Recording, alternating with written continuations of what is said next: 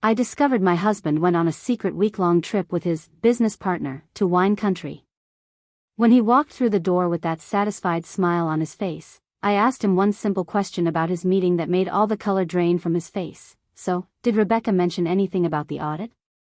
He didn't know there was no Rebecca on the partnership paperwork, and he definitely didn't know I'd already spoken to the real investors.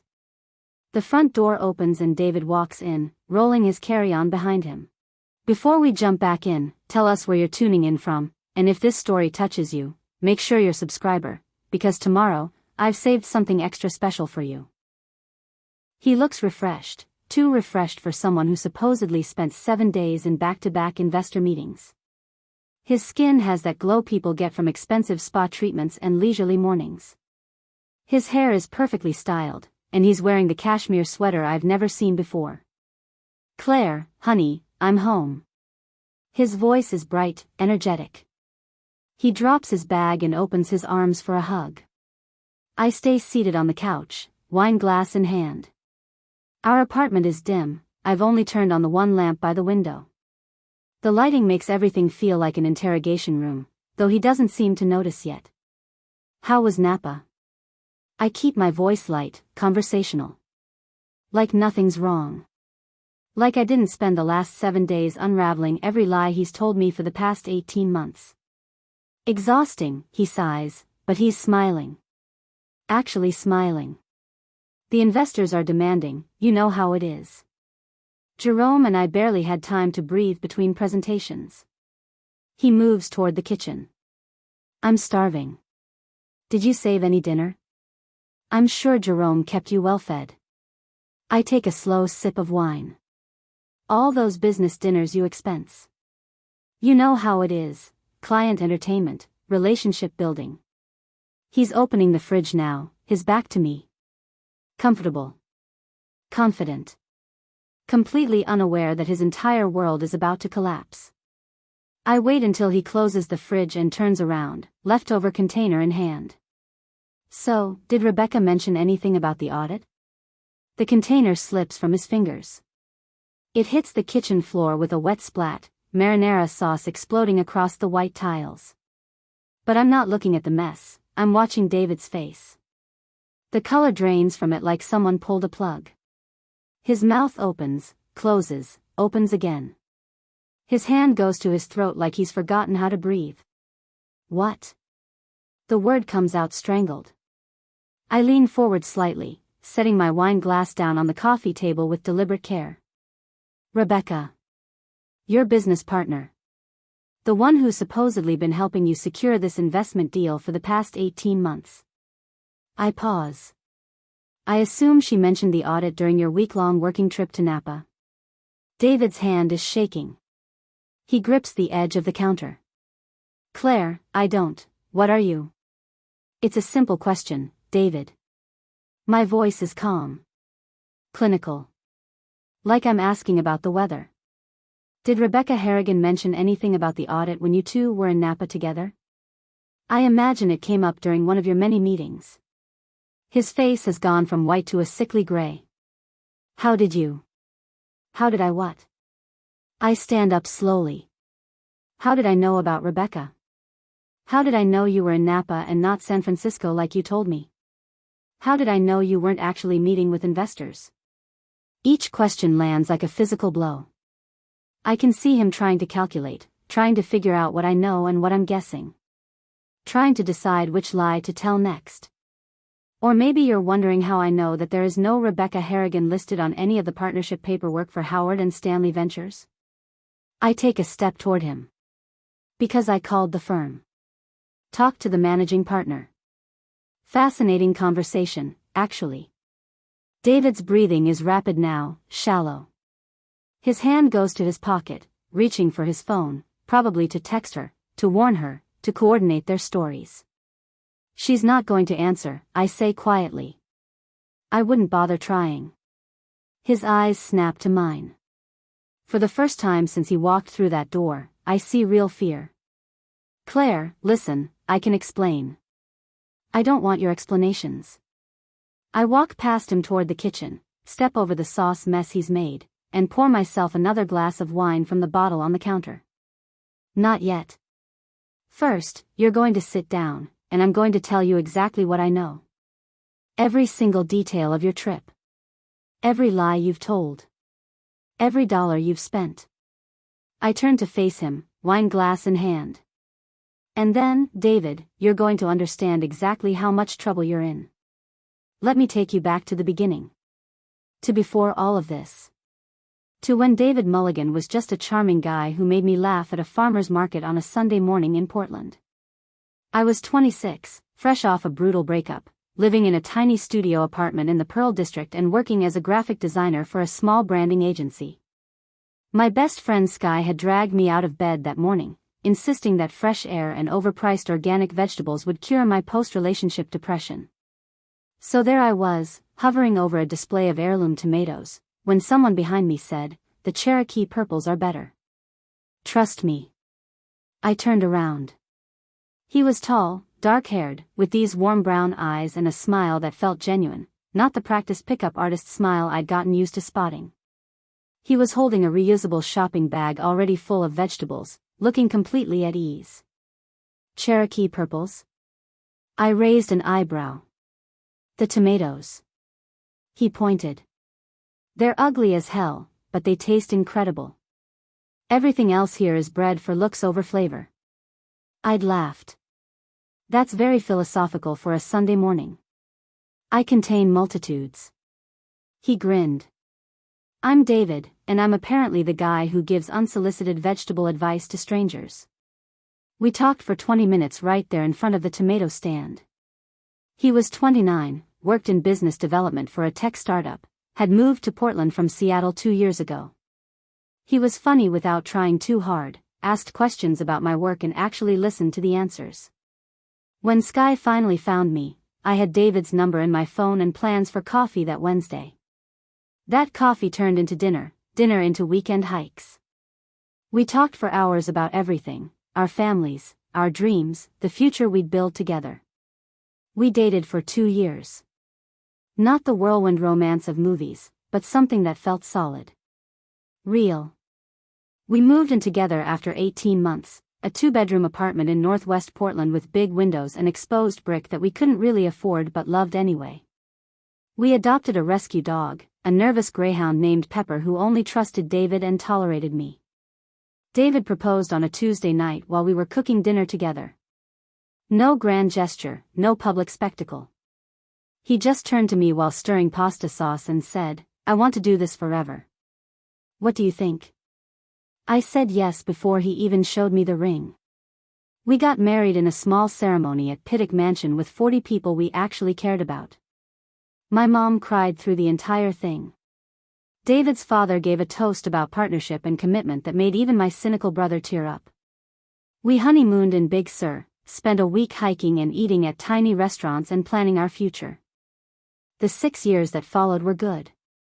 David worked his way up at the tech company, eventually moving into a director position. I went freelance, building my own client base, finally making the kind of money that felt like success. We talked about buying a house, maybe in Laurelhurst or Irvington, somewhere with a yard for Pepper and room for the kids we'd have someday. We had our traditions. Every anniversary, David would write me a card, not just sign his name, but actually write. He'd list reasons he loved me, memories from the past year, promises for the future. Every year on his birthday, I'd make him chocolate bourbon cake from scratch, his grandmother's recipe that took forever but was worth it. We weren't perfect. We argued about money, about whose turn it was to deal with Pepper's anxiety medication, about whether we should accept his father's offer to help with a down payment or do it ourselves. But we worked through it.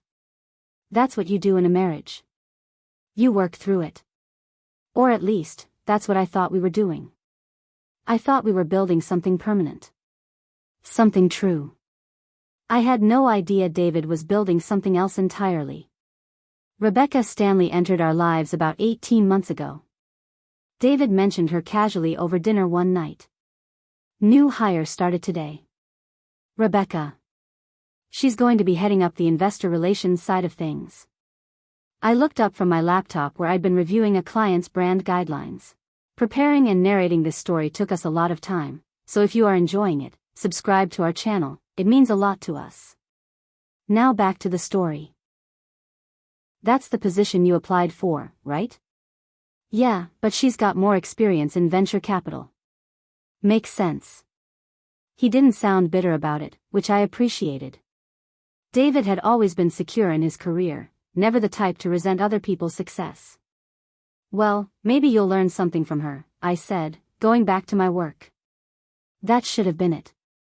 A new colleague. Nothing remarkable. But over the following weeks, her name started appearing more frequently. Rebecca had this great insight about the pitch deck today. Rebecca and I grabbed lunch to go over the investor profiles. Rebecca thinks we should pivot our approach for the Series B. I didn't think much of it at first. David had work friends. That was normal, healthy even. I had close colleagues I talked about all the time. But then the phrase started appearing. Rebecca's basically my work wife at this point, he said one evening, laughing while telling me about some inside joke they developed. She can finish my sentences in meetings. It's actually kind of scary. I'd smiled, made some supportive comment, pushed down the small knot forming in my stomach. I wasn't going to be that wife, jealous, suspicious, seeing threats in every female colleague. That wasn't who I was. But things started changing in small ways I told myself weren't significant. David started checking his phone during dinner. Not constantly, not obsessively, but enough that I noticed. And when he did, he'd angle the screen just slightly away from me. Just enough that I couldn't see who was texting him. A new cologne appeared on our bathroom counter one morning. Something expensive, woody and sophisticated. I definitely hadn't bought it for him. Where'd this come from? I asked, holding up the bottle. Oh, Rebecca recommended it. Said the one I was wearing was too, college student, I think she said. He laughed, taking it from me and spraying it on his wrist. She's got good taste though, right? I forced a smile. Yeah. It's nice. He started going to the gym. David, who for years had claimed he was too tired after work to exercise, suddenly had a membership at that expensive boutique place downtown. He'd come home energized instead of exhausted, showering immediately instead of collapsing on the couch like he used to. Rebecca got me into it, he explained when I asked about the sudden fitness kick. She does these morning classes before work. I figured I should probably take care of myself better, you know? We're not getting any younger. His work stories changed too. They used to be about clients, about deals, about the boring politics of startup culture. Now they were about Rebecca. What Rebecca said in meetings. How Rebecca handled a difficult investor. The trip Rebecca took to Jackson Hole that sounded amazing. Did I want to go to Jackson Hole sometime? I told myself I was being paranoid. Work was going well for him. He was happy about it. The cologne was probably just him wanting to look more professional. The gym membership was about getting healthier. His father had a heart attack at 55. Maybe David was thinking about that. The frequent texting was work stuff. Everything had an explanation. But I couldn't ignore how he'd started coming home late more often. Rebecca and I had to finish the deck for tomorrow's pitch. Rebecca needed help prepping for her investor call. Rebecca's going through something with her ex, so we grabbed drinks after work. I couldn't ignore that when I suggested we take a weekend trip, something we used to do all the time, he said he was too busy. Too many deadlines. Too much going on at work. I couldn't ignore that our conversations had become surface level. He'd ask about my day but zone out during my answer. I'd ask about his and get generic responses. The depth we used to have, those late-night conversations about everything and nothing, had evaporated. And I really couldn't ignore the night I woke up at 2 a.m. to find his side of the bed empty. I'd found him in the living room, phone screen illuminating his face in the dark, smiling at something as he typed. Can't sleep? I'd asked from the doorway. He'd jumped, literally jumped, and locked his phone screen immediately. Yeah, just work stuff. Couldn't turn my brain off. At 2 a.m? Different time zones. Potential investor in London. He'd stood up quickly, sliding past me toward the bedroom. Come on, let's get back to bed. I'd followed him, but I'd lain awake for another hour, staring at the ceiling, feeling that knot in my stomach grow bigger. Something was wrong. I knew it. But I didn't want to know it. So I did what so many people do when reality becomes too scary to face. I ignored it. 3 months ago, David came home from work practically vibrating with excitement. He burst through the door with the kind of energy I hadn't seen from him in months, at least, not directed at me. It's happening, he said, dropping his messenger bag and pulling out his laptop. The Series B funding. We're actually doing it. I looked up from the couch where I'd been sketching concepts for a new client. That's amazing. When do you pitch? That's the thing. He sat down next to me, already opening his calendar. The lead investor wants to meet in person. Like, really get to know the team, see how we operate, understand the vision. It's not just a 1-hour pitch, it's a full week of meetings, dinners, relationship building. A week? That was longer than his usual conference trips. Where? Napa Valley. The investor has an estate up there, does all his serious vetting on site. Wants to see how the team functions under pressure, how we handle ourselves in more casual settings. He was scrolling through what looked like a detailed itinerary. It's going to be intense. Back-to-back sessions during the day, working dinners every night. But Claire, this could change everything for the company. For us. He looked at me with those warm brown eyes I'd fallen for at the farmer's market, and for a moment, he looked like the old David. The one who shared things with me, who got excited about our future together. Hey, I pulled back with a sudden thought. What if I take a few days off and come with you? I could explore Napa while you're in meetings. We could have the evenings together, maybe drive through wine country. His expression shifted. Just for a second, but I caught it. Something flickered across his face, panic? Annoyance, before the smile returned. That's sweet, but it wouldn't really work. He closed his laptop. The meetings are going to run late every night. Sometimes until 10 or 11. I'd feel terrible leaving you alone in a hotel room while I'm stuck in sessions. You'd be bored out of your mind. I wouldn't mind. I could work during the day, and... Claire. His tone sharpened. This is work. Important work. I need to be completely focused on landing this funding. I can't be worried about entertaining you or making sure you're having a good time. He softened slightly, reaching for my hand. This is huge for my career. For our future. You understand, right? The words stung more than they should have.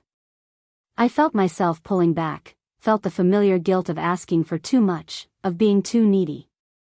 You're right, I said quietly. I wasn't thinking. Of course you need to focus. Thank you. He kissed my forehead. When I get back, we'll plan something. Just us. Maybe that trip to the coast you've been wanting to do. The next week and a half, David threw himself into preparation. He practiced presentations in our living room while I half listened and offered feedback. He revised slide decks late into the night, his laptop screen glowing in our dark bedroom. He took calls at odd hours, always stepping into the other room and closing the door. Investors on East Coast time, he'd explain. Easier to catch him early morning. I helped him pack. We stood at our closet together, debating which shirts looked most professional but not too stiff, which shoes said successful but approachable. Don't forget your phone charger, I reminded him, tucking it into his toiletry bag. What would I do without you? He smiled, but it didn't quite reach his eyes. The morning he left, I kissed him goodbye at our door, straightened his collar, told him to knock them dead. I'll call you every night, he promised, pulling his suitcase toward the elevator. Even if it's late. I'll be waiting. He rolled his luggage down the hallway, turned back once to wave, then disappeared behind the elevator doors. I stood in our doorway, watching until the doors closed, then went back inside to what I thought would be a routine week alone. I should have trusted my instincts when he rejected my offer to come along. I should have questioned why someone who claimed to love me didn't want me there. I should have wondered why a business trip required such elaborate preparation and secrecy. But I didn't. I trusted him. I believed in us. That was my mistake.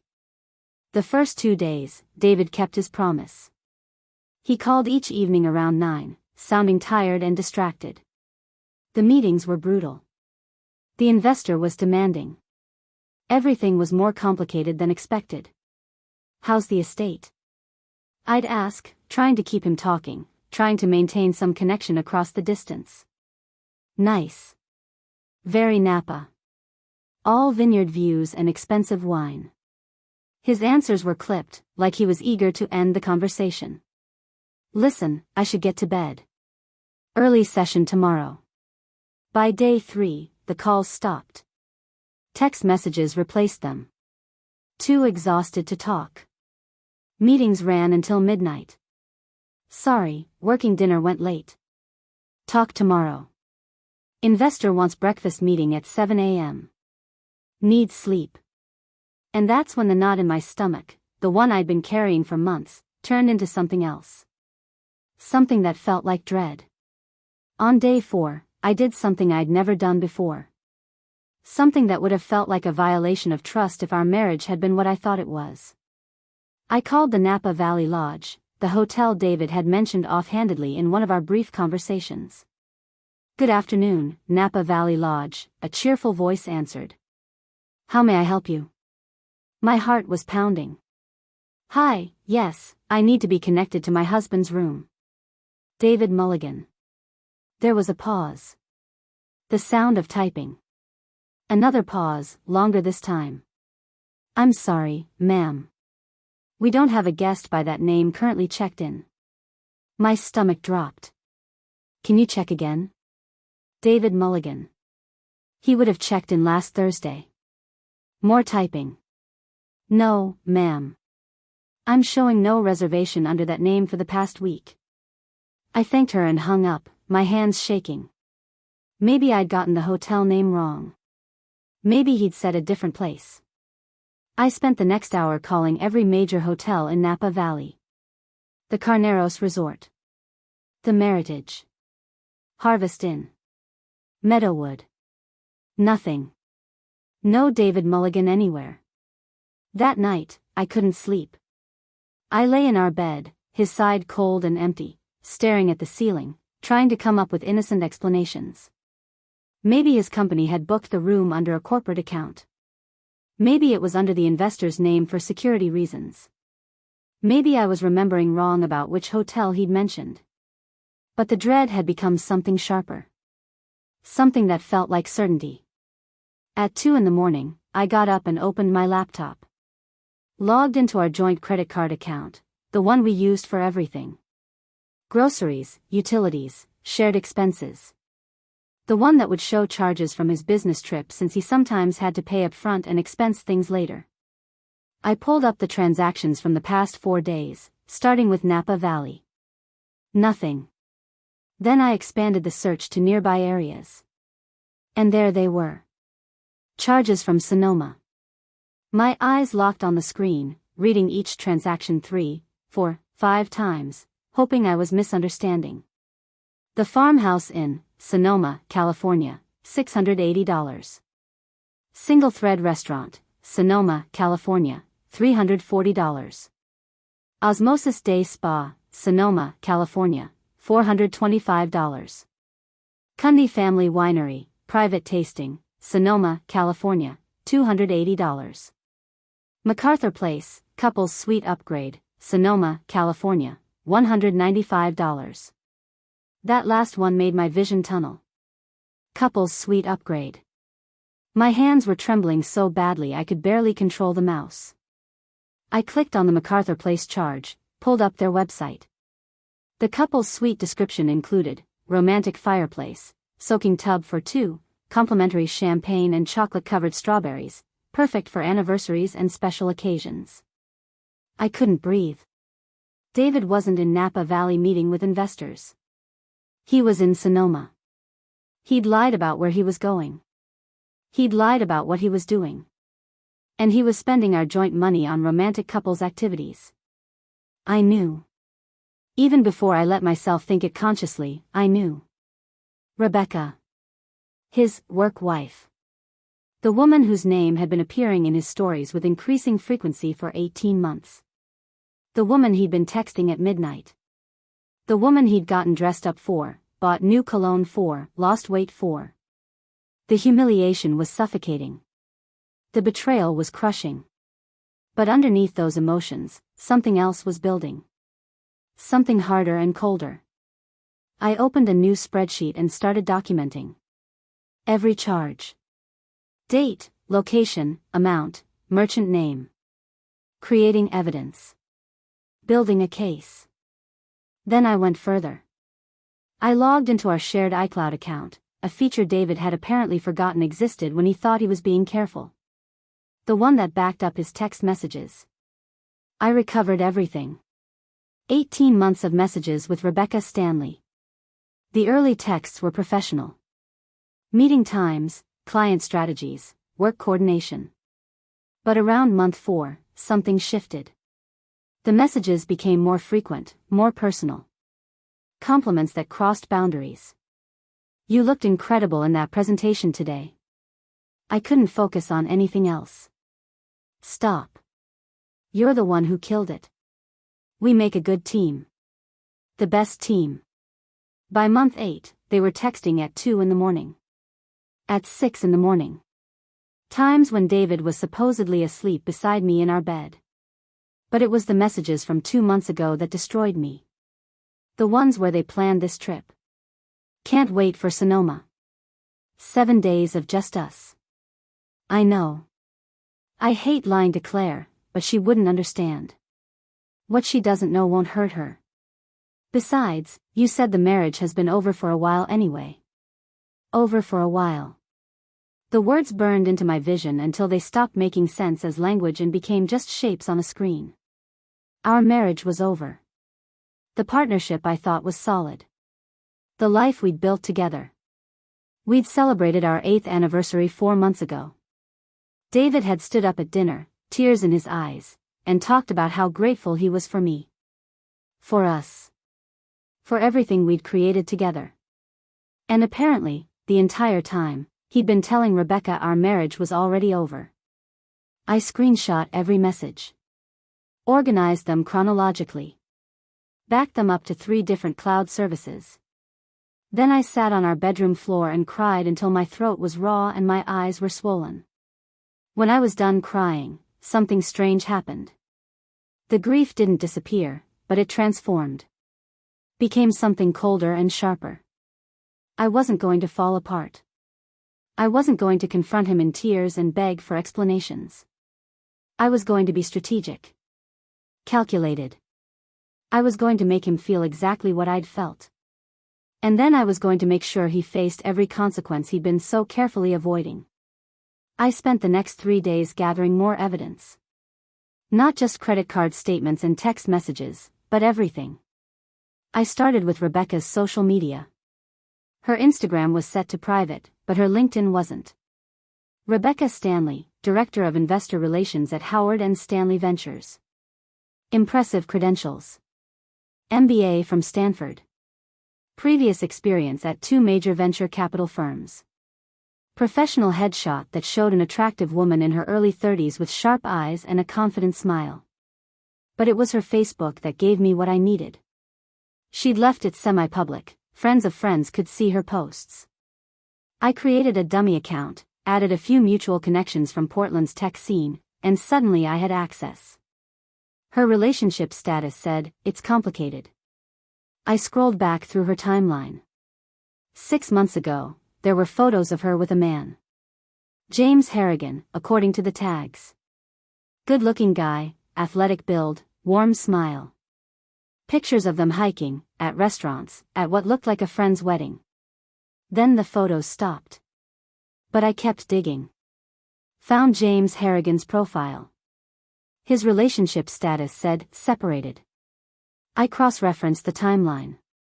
The photos of James and Rebecca together stopped appearing right around the time her texts with David became romantic. Something nagged at me. I went back to David's text messages, searched for any mention of Rebecca's personal life. Found it from 6 months ago. Rebecca's going through a rough divorce. Pretty messy situation. That's tough. Is she doing okay? She's handling it. I've been helping her through it. Taking her to lunch, letting her vent. It's the least I can do. The least he could do. My husband, being supportive. Being a good friend. Except it wasn't just support, was it? I dug deeper into our bank statements. Found a pattern I'd missed before. Monthly transfers from our joint savings account. $2,000 here, $1,500 there, $3,000 in July. Each one labeled as business investment or startup expenses. I added them up. Over the past 8 months, David had withdrawn $18,500 from our savings. I searched our apartment for any paperwork related to these investments. Found a folder hidden in the bottom drawer of his desk, underneath old tax returns and expired insurance documents. Inside, a lease agreement. For a condo in the Pearl District. 1-bedroom, high-rise building with views of the city. Monthly rent, $2,800. Signed by David Mulligan and Rebecca Stanley. Move-in date, 3 weeks from now. December 1st. Security deposit, $5,600. First and last month's rent, $5,600. That accounted for $11,200 of the missing money. I flipped through more papers. Receipts from West Elm. Room and board. CB2. They'd ordered furniture. A gray sectional couch. A walnut dining table. A king-size bed frame in what the receipt described as modern platform style. There were paint swatches stapled to one page. Soft sage for the living room. Warm gray for the bedroom. Someone, Rebecca, based on the handwriting, had written notes in the margins. This one feels peaceful and perfect for a fresh start. They hadn't just been having an affair. They'd been building a life together. Choosing furniture. Picking out paint colors. Planning a future. The lease was for 2 years with an option to renew. 2 years. They'd committed to 2 years together. While I sat in our apartment, completely oblivious, thinking about whether we should start trying for a baby soon, planning what color we'd paint the nursery in the house we'd buy someday. This wasn't a mistake. This wasn't a moment of weakness. This was an exit strategy. I took photos of every page with shaking hands. Added them to my evidence folder. Backed everything up to the cloud. Then I went back to the text messages. Searched for mentions of me. Found them easily. From 3 months ago. When are you going to tell her? After the holidays. No point ruining everyone's Thanksgiving and Christmas. That's still 2 months away, David. I know. But I need to time it right. Make sure everything's in place first. Right after the trip. He was going to come home from his romantic vacation with Rebecca and ask me for a divorce. I found the messages about money from 2 months ago. Rebecca questioning if I'd noticed the withdrawals. David reassuring her, it's our money. I earned it. Like my 8 years of partnership meant nothing. I checked our savings account balance.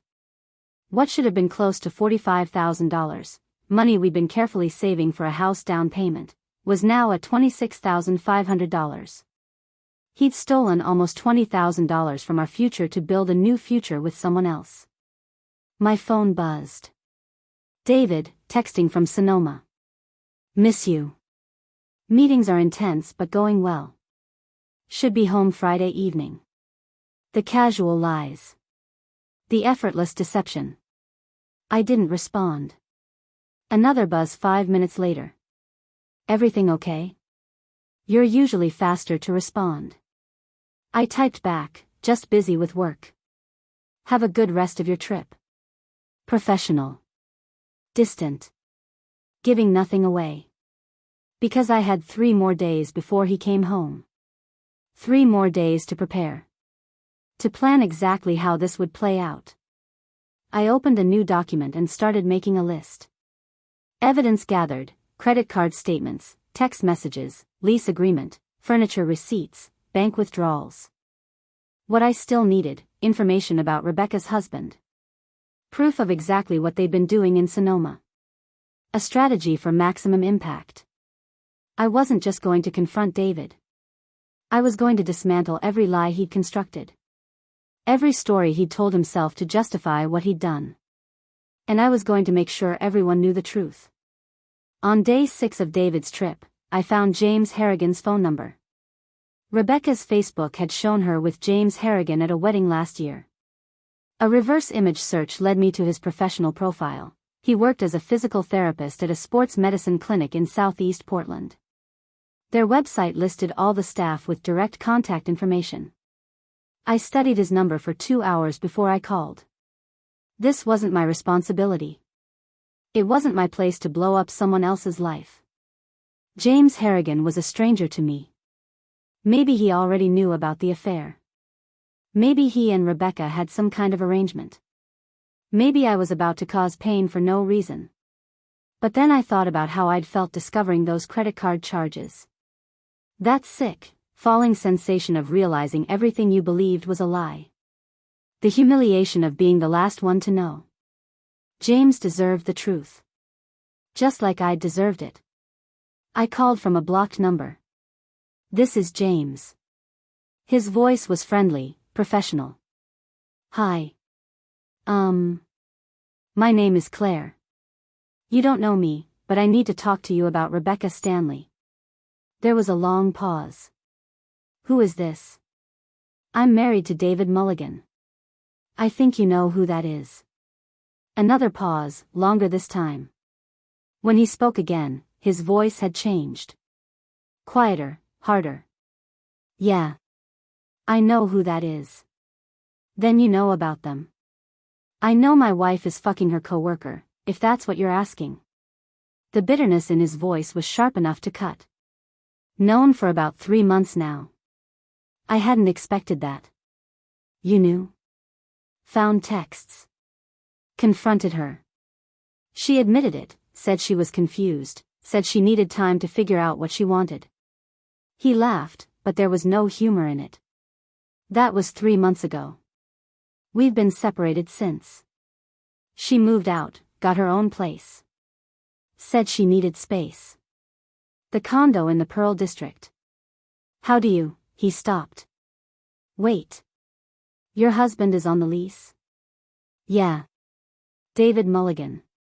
They signed it together. Move-in date is December 1st. I heard him breathing heavily on the other end. Son of a bitch. She told me she was renting it alone. That it was just temporary while we figured things out. "There's more," I said quietly. "They're in Sonoma right now. Have been all week. David told me he was in Napa Valley for investor meetings. I'm guessing Rebecca gave you a different story." "Yoga retreat." His voice was flat. "She said she was going to a yoga retreat in Sedona. Needed time to clear her head and work on herself." We were both silent for a moment, processing the layers of deception. "How much do you know?" James finally asked. "Everything. I have credit card statements, text messages going back 18 months, lease agreements, furniture receipts. They've been planning this for months. The affair, the move, everything. Can you send those to me?" His voice was urgent now. The text messages especially. "We're in the middle of divorce proceedings and she's claiming the separation was mutual, that we just grew apart. Her lawyer is pushing for half of everything, including the house I bought before we even met. If I can prove she was planning to leave me for someone else while we were still trying to work on things, I'll send you everything I have." I pulled up my evidence folder on my laptop. "What's your email?" He gave it to me. I started forwarding files. "Claire," he said while I was typing. "When did this start? The affair between them?" I checked the earliest romantic text message I'd found. About 18 months ago. April of last year. We weren't even having problems then. His voice cracked slightly. That's the thing that kills me. We were fine. Good, even. We'd just gotten back from a trip to Hawaii. We were talking about starting a family. Then she met him at some tech industry networking event and suddenly everything changed. David told her our marriage had been dead for years, I said. But that's bullshit. We were fine too. Not perfect, but solid. Or at least I thought we were. They tell themselves whatever story makes them feel better about what they're doing, James said bitterly. Makes it easier to justify. We talked for another hour. Compared notes, timelines, lies. James told me about the red flags he'd ignored, Rebecca's sudden interest in her appearance, the new wardrobe, the late nights at work events, the way she'd pull away when he tried to touch her. I told him about the cologne, the gym membership, the distracted phone checking during dinner. We're not idiots for trusting our partners, I said. That's what you're supposed to do in a relationship. Maybe. He didn't sound convinced. Listen, I have a lawyer. A really good one. She's been handling my divorce, but she does other family law cases too. If you want her contact information. Yes. Please. He texted me the details. Angela Souza, family law attorney. Specializing in high-conflict divorces and asset protection. She's expensive, James warned. But she's worth it. She doesn't let people get away with anything. Good. I don't want David getting away with anything. When are you going to tell him you know? I thought about David, probably at some romantic dinner right now with Rebecca, thinking he'd gotten away with everything. Thinking he'd come home on Friday, play the devoted husband for a few more weeks, then drop the divorce bomb after the holidays when it was convenient for him.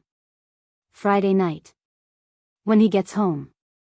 I want to watch his face when he realizes I know everything. I want to be there for that, James said. Not literally, but in spirit. I'll tell you how it goes. Before we hung up, James said, Claire. Thank you for calling me. For giving me the evidence. I know you didn't have to do that. Yes, I did. You deserve to know the truth. Just like I did. After I hung up, I sat in the quiet of our apartment and felt something shift. I wasn't alone in this anymore. I had an ally. Someone who understood exactly what I was going through. And together, we were going to make sure David and Rebecca faced every consequence they'd been trying to avoid. I opened my laptop and started drafting an email to Angela Souza. The subject line read, Need representation for divorce. Extensive evidence of adultery and financial fraud. Friday evening. I heard David's key in the lock at 7:30. I'd spent the entire day preparing. Cleaned the apartment until it sparkled. Every surface spotless, floors vacuumed, dishes done. I'd gone to the store and bought ingredients for his favorite meal, herb-crusted salmon with roasted vegetables, the dish that took 2 hours to make properly. I'd put on the green dress he'd always said he loved. The one I wore on our anniversary 2 years ago. I'd done my hair, put on makeup. I was the picture of the devoted wife who'd waited patiently for her hard-working husband to return from his important business trip. The door opened and David walked in, pulling his suitcase behind him. He looked different. Not dramatically, but in small ways that added up. His skin had that glow people get from spa treatments and leisurely mornings. His hair was perfectly styled. He was wearing new jeans I'd never seen before, expensive ones, the kind he usually said were a waste of money. He looked like someone who'd just had the best week of his life. Claire, honey, I'm home. His voice was bright, energetic. I stayed seated on the couch, wine glass in hand. I'd turned off most of the lights, leaving only the lamp by the window. The apartment felt dim, intimate. Like an interrogation room, though he didn't notice yet. How was Napa? I kept my voice light, conversational. Exhausting. He sighed, but he was smiling. The investor is incredibly demanding. You know how these things are. Jerome and I barely had time to breathe between presentations. He dropped his bag and moved toward the kitchen. God, something smells amazing. Did you make dinner? Your favorite. Thought you'd be hungry after all those working dinners you had to sit through. You're the best. He opened the fridge, looking for something to drink. I missed home cooking. Restaurant food gets old fast. I took a slow sip of wine, watching him. He was comfortable. Confident. Completely unaware that his entire world was about to collapse. I'm sure the wine country cuisine was terrible, I said dryly. You know what I mean. He closed the fridge, turned to face me with a beer in hand. How was your week? How's the Henderson project coming along? Finished it Wednesday. Client loved it. That's my girl. He smiled, took a drink. I knew you'd nail it. Small talk. Casual conversation. Like everything was normal. Like he hadn't spent the last 7 days in bed with another woman. I waited until he sat down in the armchair across from me. Until he'd taken a few more sips of his beer and started to relax. So, I said, setting my wine glass down carefully. Tell me about the meetings.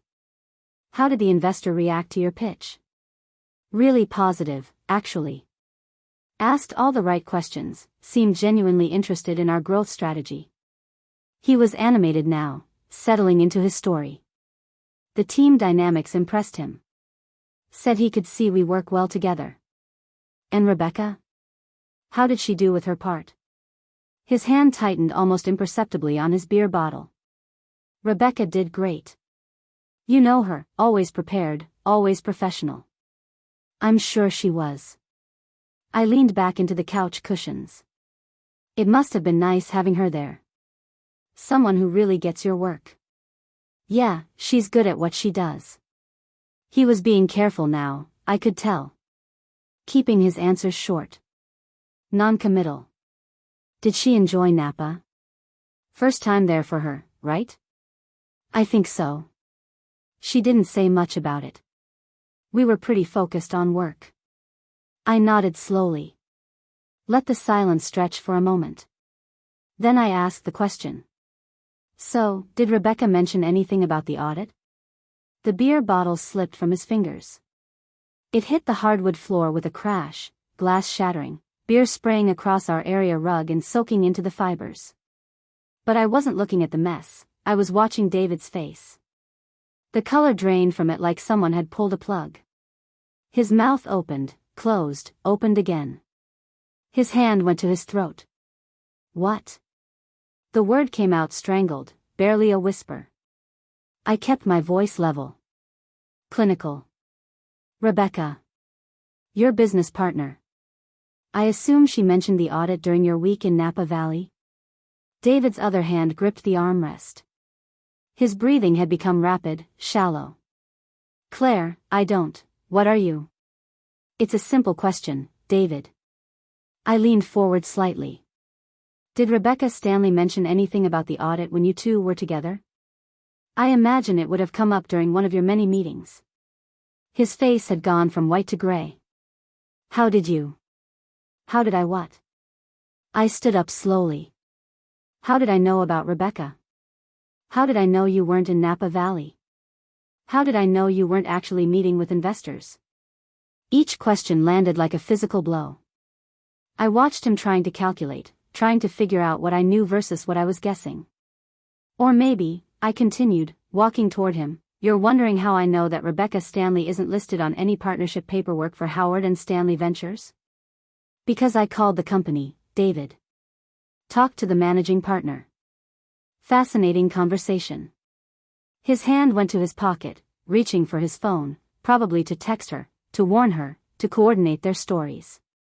She's not going to answer, I said quietly. I wouldn't bother trying. His eyes snapped to mine. Real fear now. Claire, listen, I can explain. I don't want your explanations. I walked past him into the kitchen, stepped carefully around the broken glass and beer soaking into our rug, another mess of his I'd have to clean up later. I poured myself another glass of wine from the bottle on the counter. Not yet. I turned to face him. My husband of 8 years sat in our living room, white-faced and trembling, terrified of consequences he'd never considered when he was booking romantic getaways and lying to my face. First, I said calmly, you're going to sit there and listen while I tell you exactly what I know. Every single detail of your trip to Sonoma. Every lie you've told. Every dollar you've spent. His face went even paler. Sonoma? I wasn't in. Don't. I held up my hand. Don't insult me with more lies. I have credit card statements, David. I have text messages. I have the lease agreement for the condo you and Rebecca signed together. I have furniture receipts. I have everything. He looked like he might be sick. So here's what's going to happen, I continued, my voice steady.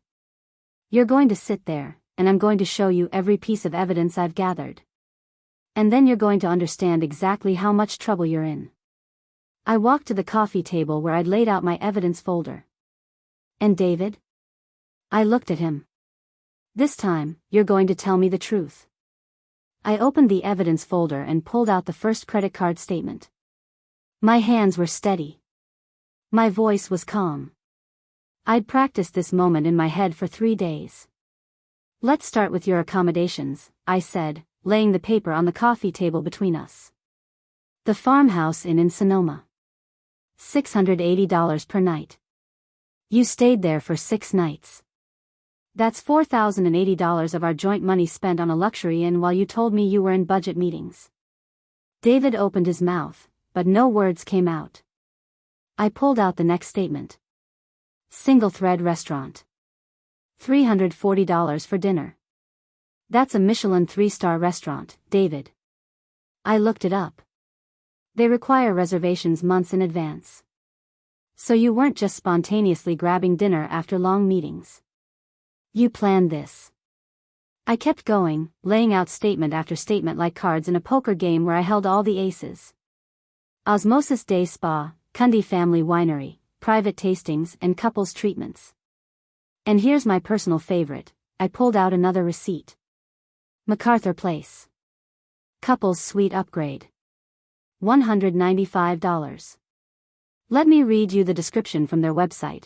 Romantic fireplace, soaking tub for 2, complimentary champagne and chocolate-covered strawberries, perfect for anniversaries and special occasions. I looked up at him. What were you celebrating, David? Was it an anniversary for you and Rebecca? How romantic. Claire, please. I'm not finished. I pulled out my phone, opened the screenshot folder. Here are your text messages with Rebecca. All of them. 18 months worth. I recovered them from our iCloud account. I started reading aloud, selecting the most damaging ones. April of last year. You looked incredible in that presentation today. I couldn't focus on anything else. I scrolled forward. August. Can't sleep. Keep thinking about earlier. That was sent at 2:47 in the morning. What happened earlier, David? What were you thinking about while I was asleep next to you? I pulled up another screenshot. October. I'm tired of hiding. When are you going to tell Claire? Rebecca sent that. Your response, after the holidays. I need to time it right. I looked up at him. You were planning to tell me after Christmas. Let me have one more holiday season thinking we were happy, then drop the bomb. Very considerate. It wasn't like that. What was it like then? My voice rose for the first time. Explain it to me. Explain how you told Rebecca our marriage had been over for a while, when 4 months ago you stood up at our anniversary dinner and cried while talking about how grateful you were for me. He had no answer. I pulled out the lease agreement. Slid it across the table. 1-bedroom condo in the Pearl District. Monthly rent $2,800. Signed by you and Rebecca Stanley. Move-in date December 1st. I paused. That's 3 weeks from now. Were you even going to tell me before you moved out? Or were you just going to pack a bag one day and leave a note? I was going to tell you. After the holidays. Right. I read that. I pulled out the bank statements next. Let's talk about the money you stole from our savings account. $18,500 over 8 months. Each withdrawal labeled as business investment or startup expenses. Except there was no business investment, was there? There was just you, stealing from our future to build a new future with someone else. I spread out the furniture receipts. West Elm sectional. Room and board dining table. CB 2-bedroom set. You picked out furniture with her, David. You chose paint colors. Sage for the living room. Warm gray for the bedroom. You built a home with another woman using money you stole from me. David was crying now. Actually crying. His shoulders shook. Tears ran down his face. Claire, I'm so sorry. God, I'm so sorry. I never meant for it to go this far. It happened. We connected and I got confused and... It didn't just happen. I cut him off. You made hundreds of choices. Every text message was a choice. Every lie was a choice. Every dollar you stole was a choice. Every time you kissed her goodnight while I waited for your phone call was a choice. I pulled out my phone again, pulled up a different set of screenshots. Do you remember 3 months ago? When I had that terrible stomach flu and ended up in urgent care because I was so dehydrated? His face changed. Recognition and horror. I called you 14 times that day. You answered twice. Both times annoyed that I was interrupting your workday. Do you remember what you said? He shook his head, but I could tell he did. You said, Claire, can this wait? I'm in the middle of something important. I showed him the text messages from that day. Here's what you were in the middle of. Texts with Rebecca planning your first weekend trip together. Talking about which hotel to book. Whether to get 1 room or 2 to maintain appearances. Deciding on 1 room. That was when I realized I'd been wrong about us, he said quietly. When I realized that you didn't love me anymore? I finished for him. Is that what you're going to say? That you fell out of love with me so the affair was justified? No, Because here's what you don't get to do, David. I sat down on the edge of the coffee table, right in front of him. You don't get to rewrite history. You don't get to pretend our marriage was dead to justify what you did. You killed it. You, with your choices. You destroyed something good because you got bored or restless or whatever bullshit excuse you've told yourself. He was sobbing now. I know. You're right. I destroyed everything. I'm so sorry, Claire. If I could take it back. But you can't. I stood up. And sorry doesn't fix anything. It doesn't return the money you stole. It doesn't erase the lies.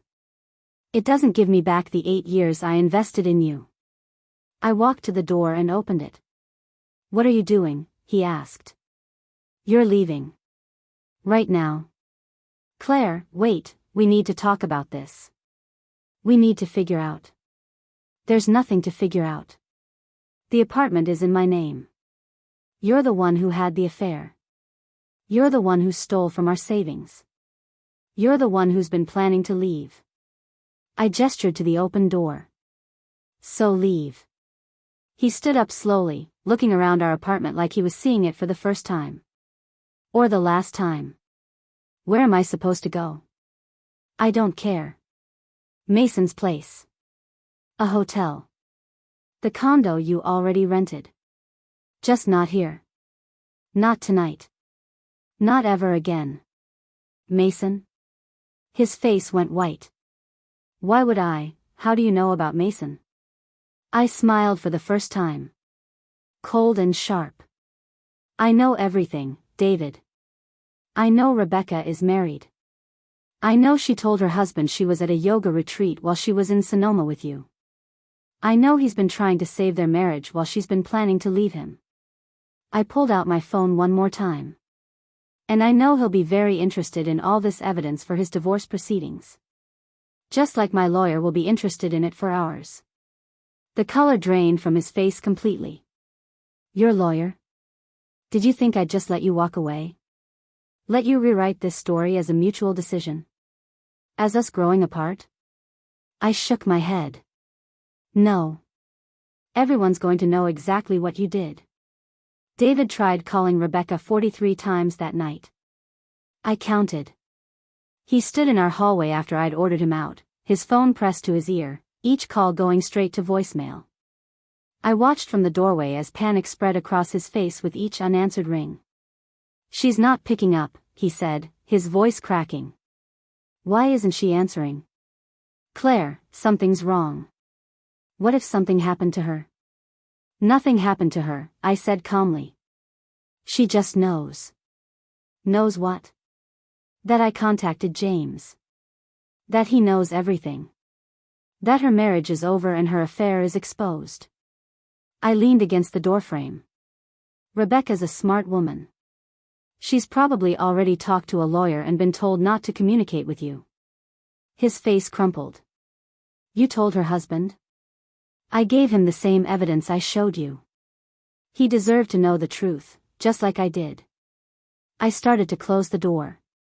Now leave, David. Before I call the police and have you removed. He left. Finally. I heard him on his phone in the stairwell, calling his brother Mason, asking if he could crash there for a few days. His voice echoed up through the building, desperate, lost, nothing like the confident man who'd walked through the door 2 hours earlier.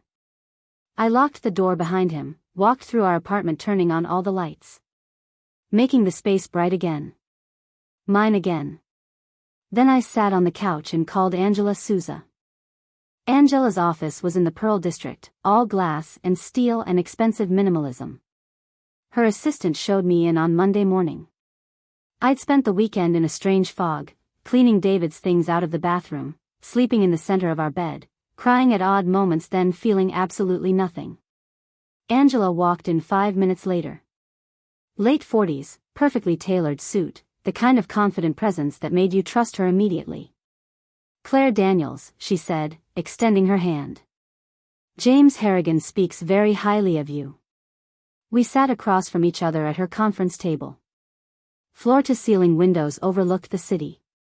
Everything about the space said, I win. I slid my evidence folder across to her. I need a divorce. And I need to make sure my husband faces every consequence for what he's done. Angela opened the folder. Started reading. I watched her face remain professionally neutral as she went through page after page, credit card statements, text messages, the lease agreement, bank withdrawals, furniture receipts. When she finally looked up, she smiled. Not warmly. The smile of a shark that had just spotted blood in the water. This is the most thorough documentation I've seen from a client in years, she said. Most people come in emotional, scattered, with half-remembered details. You have receipts, timestamps, financial records, correspondence. This is airtight. Something in my chest loosened. Validation. Professional legal validation that what David had done was as bad as it felt. The unauthorized withdrawals from your joint savings are particularly damaging, Angela continued, flipping to the bank statements. Oregon law says assets get divided fairly. Him taking 18 grand without telling you? That's fraud, plain and simple. She tapped the lease agreement. And this, signing a lease for a residence with his affair partner while still married? That's not just adultery. That's proof of intent to abandon the marriage. Planning, premeditation. What does that mean for the divorce? It means we file for dissolution based on fault. We document everything, the affair, the financial misconduct, the deception. It means you're in an excellent position for both asset division and spousal support if you want it. I don't want his money, I said. I make my own income. I just want what's mine. The apartment is solely in your name according to the deed James sent me. Your husband has no legal claim to it. Our savings account. What's left of it? We'll argue for 100% of the remaining balance plus reimbursement for what he took. Given the documentation, a judge will likely agree. Angela made notes on her legal pad. What else do you want? I thought about David's face when I'd confronted him. The panic, the fear, the realization that his carefully constructed lies were falling apart. I want it on record, I said. Every detail. I don't want him able to tell people we just grew apart or make it sound mutual.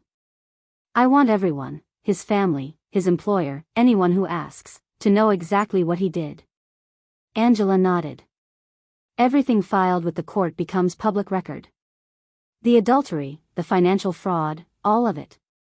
If he wants to avoid that, he'll have to agree to a settlement that acknowledges fault. And if he doesn't agree? Then we go to trial. We present every piece of evidence to a judge. Your husband's affair partner gets subpoenaed. Her husband testifies about the impact on his family. Bank records get examined. Text messages get read aloud in open court. She looked at me directly. It will be expensive, time-consuming, and emotionally exhausting. But given what you have here, you would win. How long will it take? If he's smart and agrees to settlement terms, we can have this finalized in 8 to 12 weeks. If he fights it. She shrugged.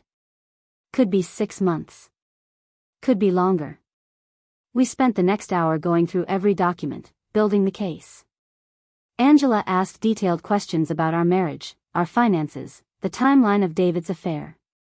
She was thorough, methodical, treating my pain like evidence, which, I suppose, it was. I need to ask you something difficult, Angela said as we were wrapping up. Are you absolutely certain you want to proceed with this? Divorce is permanent. Once we file these papers, once we document all of this, there's no going back. I'm certain. Some couples reconcile after infidelity. With therapy, time. He didn't just cheat, I interrupted. He stole from me. He lied to my face every single day for 18 months. He built an entire secret life with someone else. He was planning to leave me after Christmas like I was an inconvenience to be scheduled around. I looked at her. There's nothing left to reconcile. Angela nodded. Then we file this week. I'll have the papers drawn up by Wednesday. You'll need to decide how you want him served, at his work, at his brother's place where he's staying, somewhere else. His work, I said immediately. I want his colleagues to see. I want it to be public. That's certainly your right, though I should warn you. I don't care. My voice was harder than I'd expected. He humiliated me. Let him feel a fraction of what that's like. Angela smiled that shark smile again. Then that's what we'll do. Over the next 3 weeks, David tried everything to avoid the lawyers. He showed up at my apartment, our apartment, at 7 in the morning before I left for work. Claire, please, we don't need lawyers. This doesn't have to get ugly. We can work this out ourselves. I'd stood in the doorway, blocking his entrance. It's already ugly, David. It got ugly when you lied to me for 18 months. If I'd known it would end like this. What? You wouldn't have done it? I laughed bitterly. You didn't think about consequences at all. That's the problem. He tried going through my parents. That backfired spectacularly. My father called me that evening, his voice tight with controlled fury. Your husband just left our house. I'm sorry, Dad. I should have warned you he might. He tried to blame you for the affair, Claire. Sat in our living room and said you'd grown distant. Said the marriage had problems. Said you weren't giving him what he needed. My father paused. I told him to get the hell out. My mother got on the phone. Sweetheart, your father and I are behind you 100%. Whatever you need, money, a place to stay, anything, you just tell us. After they hung up, I sat in my apartment and cried. Not from sadness, but from relief. From being believed, being supported, not having to defend myself or explain. The divorce papers were served to David at his office on a Thursday afternoon. Angela's process server handed them to him in the lobby of Howard and Stanley Ventures, in front of the receptionist and 3 colleagues who happened to be waiting for the elevator. I wasn't there to see it, but Mason called me that evening.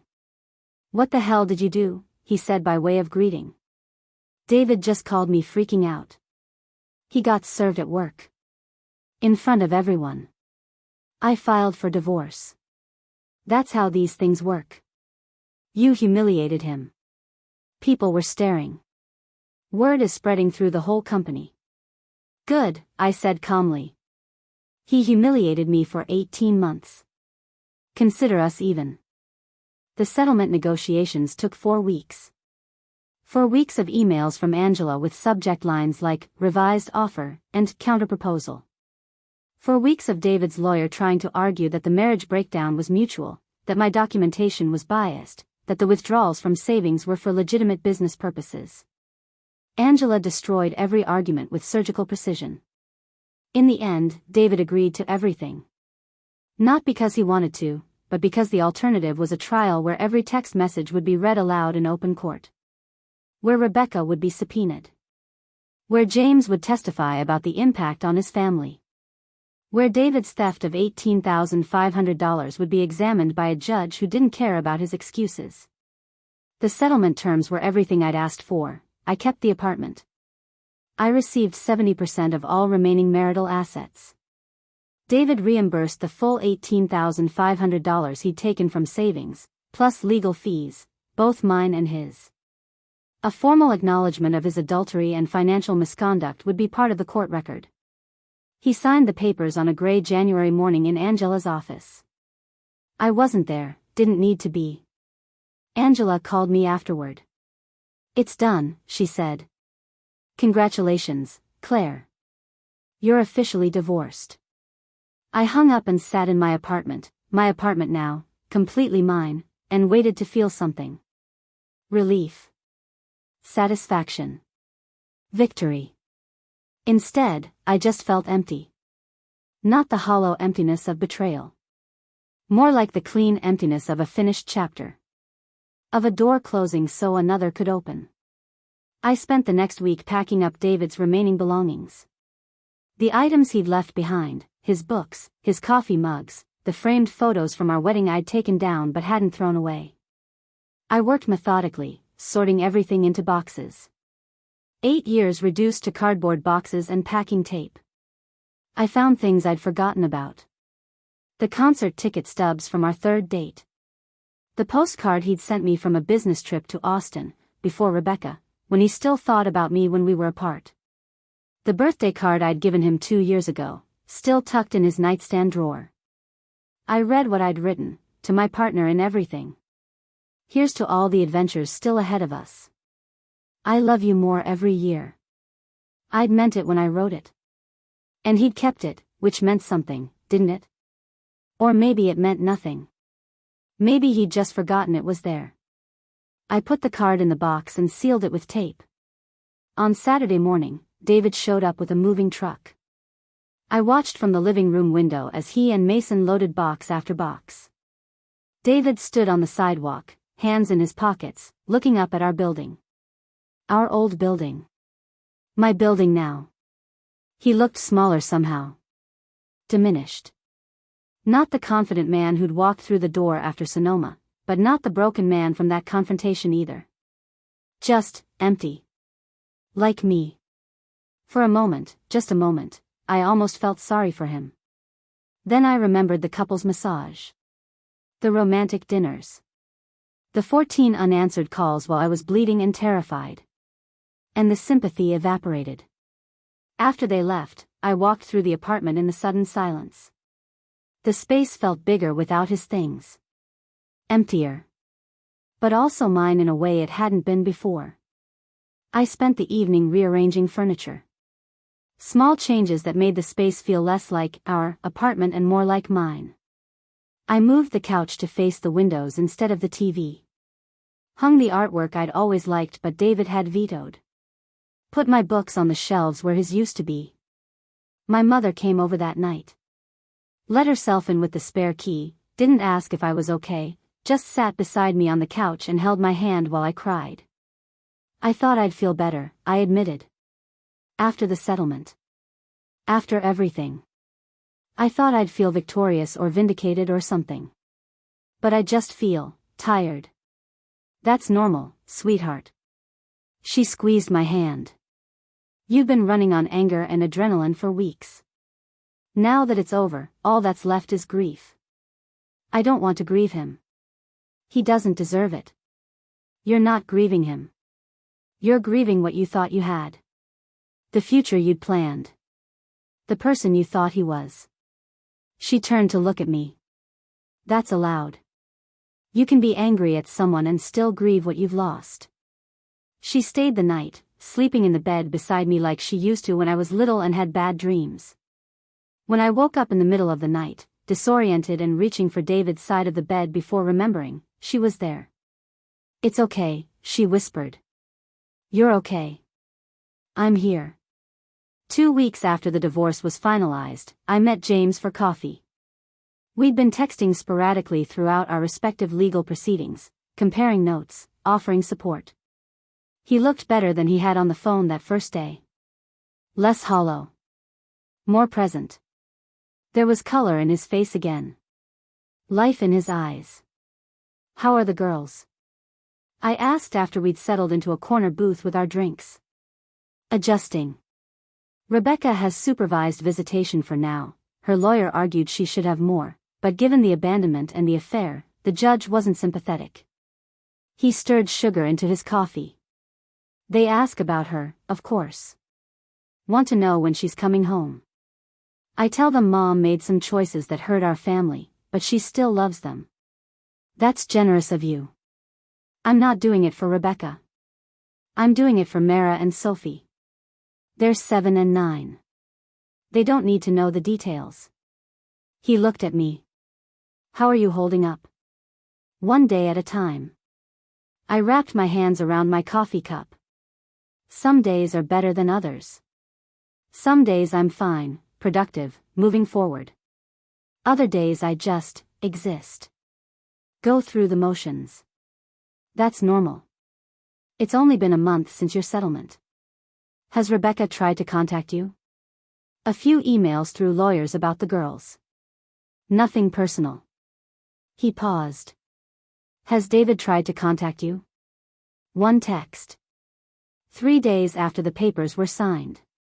Said he was sorry for everything and hoped I'd be happy. I shook my head. I didn't respond. What's the point? We talked for over an hour. About healing, about moving forward, about the strange relief of not having to wonder anymore. Of knowing the truth, even when the truth was painful. Thank you, James said as we were leaving. For calling me that day. For giving me the evidence. My lawyer said without your documentation, my case would have been much weaker. We helped each other, I said.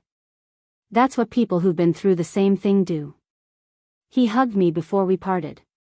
This stranger who somehow understood me better than anyone else right now. Take care of yourself, Claire. You too, James. I walked back to my apartment through the cold January afternoon. Past the farmer's market where I'd met David 8 years ago. Past the coffee shop where we'd had our first date.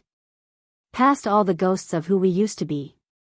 And for the first time in months, I felt something other than anger or grief or emptiness.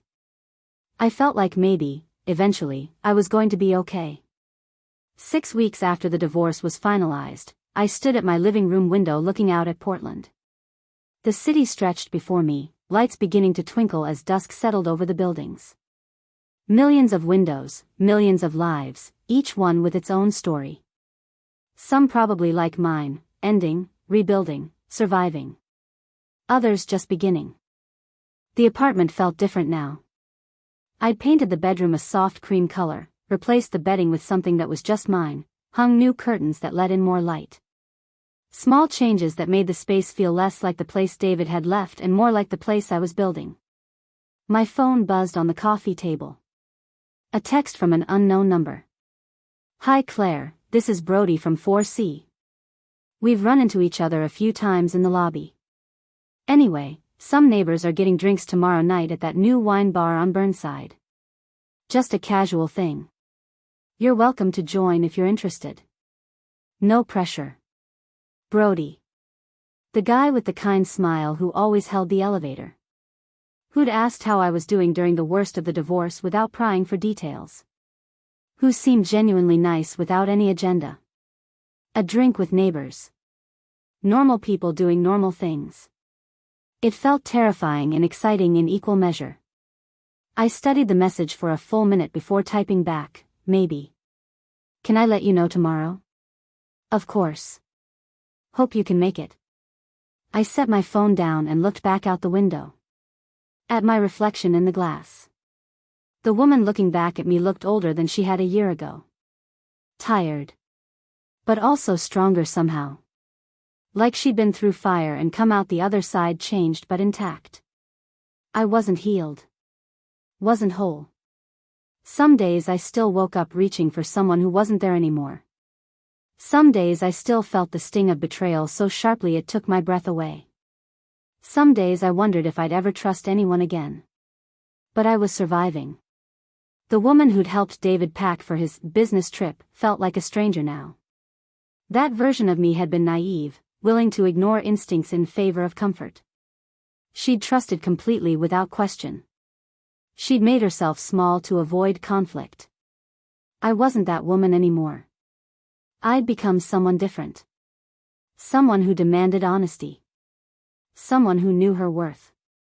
Someone who wouldn't accept lies over truth, no matter how uncomfortable the truth was. Somewhere in this city, David was rebuilding his life after losing everything. Somewhere Rebecca was dealing with the consequences of her choices. And here I was, standing in my apartment, contemplating drinks with a neighbor, taking the first small step towards something new. I wasn't ready to trust again. Wasn't ready to open myself up to the vulnerability that relationships required. Maybe I wouldn't be for a long time. But maybe that was okay. Maybe healing didn't mean rushing into the next thing. Maybe it meant learning to be alone without being lonely. Learning to be enough on my own. I turned from the window and looked around my apartment. My space. My life. My future that was uncertain but entirely mine. Tomorrow, maybe I'd go get those drinks. Maybe I wouldn't.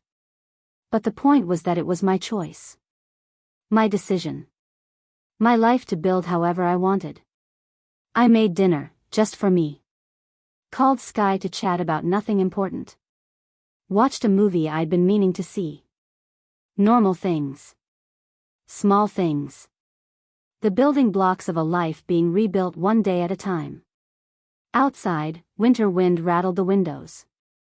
Inside, I sat in my space, warm and safe and quiet. And for the first time since that Instagram photo appeared in my messages, the quiet didn't feel lonely. It felt like peace. Not complete peace. Not the kind where everything was resolved and healed. But the beginning of it. The first small stirring of something that might eventually become okay. I got ready for bed. Brushed my teeth. Changed into pajamas. Ordinary rituals that felt significant somehow in their normalcy. As I turned off the lights, I thought about that question I'd asked David when he walked through the door. Did Rebecca mention anything about the audit? It had been psychological warfare. Calculated strategy designed to make him panic. To make him feel a fraction of what I'd felt. And it had worked perfectly. But looking back now, I realized it had been more than revenge. It had been the moment I stopped being a victim and became something else. Someone who fought back. Someone who demanded accountability. Someone who survived. I climbed into bed and pulled the covers up. Let myself feel the weight of everything that had happened. The betrayal, the grief, the anger, the settlement, the ending. And underneath it all, quiet but growing, the possibility of a new beginning. I wasn't there yet.